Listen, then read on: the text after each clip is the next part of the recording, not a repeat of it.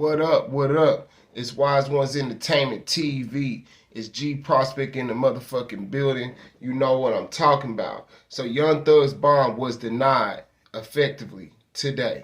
The judge is not fucking around with Young Thug. This judge right here, he ain't like Uncle Phil from Fresh Prince of Bel-Air. Uncle Phil might would have cut Young Thug a little slack on this one. You know what I'm talking about? But this judge right here, he is serious. He's not giving a fuck. He's basically like, Young Thug, you done did this, you done rapped about this, you done rapped about that, and on top of that, we got all these evidence against you, and we got your homeboy snitching on you, got a few people that's rolling over on you already. Why I'ma even let your ass out? A 15-year-old showed up and basically was talking about, basically testifying on Young Thug's behalf, letting the judge know that the Young Thug motivated him and Young Thug got him out the streets and that he changed his life and that he did a lot of great things for this young man. But the judge wasn't trying to hear this young man. Mind you, this particular 15-year-old, for a dude that was homeschooled, he was homeschooled by his parents. And so his parents did a very great job with him. He was very well spoken. He was very well taught, and he was very well thought out. And I think they were even looking at him like, damn, I can't believe this guy's that smart. You know what I'm saying? They were really looking at him like that. But at the same time, the judge didn't hear it though. They didn't give a fuck about what that nigga talking about. The judge basically was like, why the hell am I gonna have 6 witnesses when I've already made my decision before I came up in the door? So at the end of the day, no matter who Young Thug gets to speak for him or gets to say anything about, they're gonna keep on going at Young Thug. They is not playing with this nigga. At the end of the day, Young Thug, I'm pretty much gonna call it like it is. You're cooked, nigga. You're cooked. You're fucking cooked, bro. Like, you're done, my nigga. I hate to call it that, but for them to deny Thug's bond like that, it's telltale sign. For them to deny Gunna's bond and all this money that these guys got and all this influence that these guys got and all this power and all these people that showed up that really got a lot of love for them, and that didn't even fucking work, you're cooked, man. They must already know what they finna do. They must already have the evidence. They must already have the witnesses. I mean, come on, Thug. You was all right with the point the prosecutor was basically trying to make to the judge, and this what really sunk you, Thug. This what really sunk you.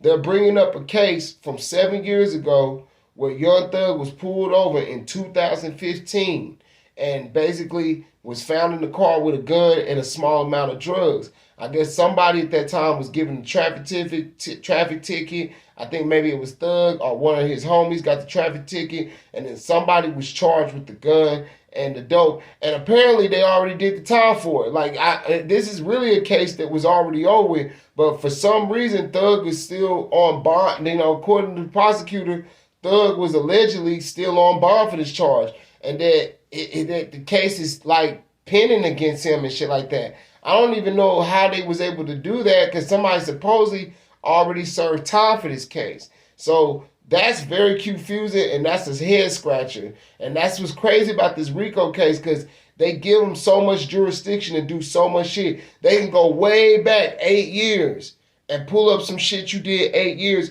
and combine it with everything that they feel like you doing in the present, and then present that to the case and say, hey, this person's been doing this ETC for 8 fucking years. This, that, shootings, robberies, that, all this other stuff. And so they're also accusing Thug of renting a car that was involved in a murder. So, and no telling what happened with YFN Lucci. And I'm going to tell you straight up why I really think that Thug's bond is getting denied. And I'm going to go ahead and lay it out there. I was trying to keep my mouth shut. I really didn't want to go there, but I'm going to go ahead and go there with y'all, man.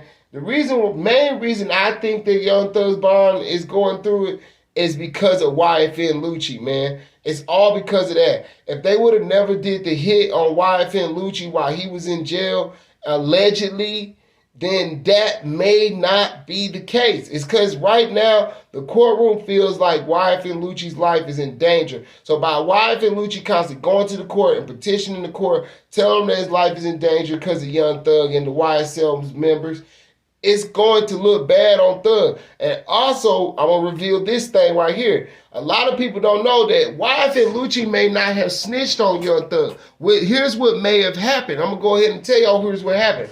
So, what if I told you this is how things work right here?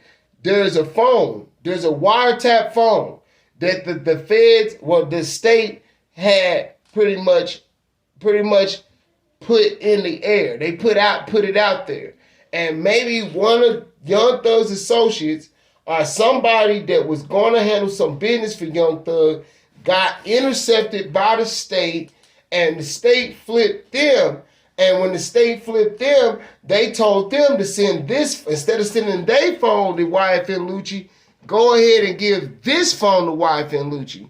So YFN Lucci was given the phone, and I believe that phone was tapped, and I believe they heard a lot of different things on that phone wiretap. I believe the state got a lot of different evidence off that wiretap. There was a phone that was floating around in the jail, in the Atlanta Fulton County Jail, where YFN Lucci was doing his time at. And I believe that phone was, a lot of messages were recorded on that phone and wiretapped it, and now that phone is essential to their case. This is why they're so confident. This is why they're not tripping, and this is why they're moving with ease on Young Thug. They is not giving a fuck. I mean, come on. They was willing to get on the news and be like, he's connected to more than 50 murders. They were saying he's connected to more than 50 fucking, killings that went around Atlanta, and they was willing to go ahead and throw that out there. And they put out there that Gunna was second in command.